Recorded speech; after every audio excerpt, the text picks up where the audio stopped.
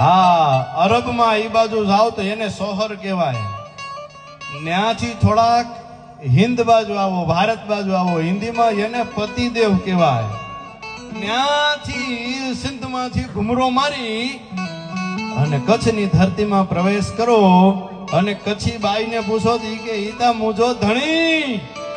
આ ન્યાથી થોડાક આગા જાવ ને કાઠિયાવાડની ધરતી આવે, હજી સુરત બારીનું પુલ ટપો અને એને કોઈ પૂછો કે ઈ તો મારો ભરથાર. ન્યાથી થોડાક આગા જાવ, ડાલા મથા હાવજોની ધરતી અને દત્તાત્રેયની ગોદની માલિપાય કેડીએ ઈ બાઈ જાતી હોય અને એનો સાહેબો માલ ઢોર ચારતો હોય.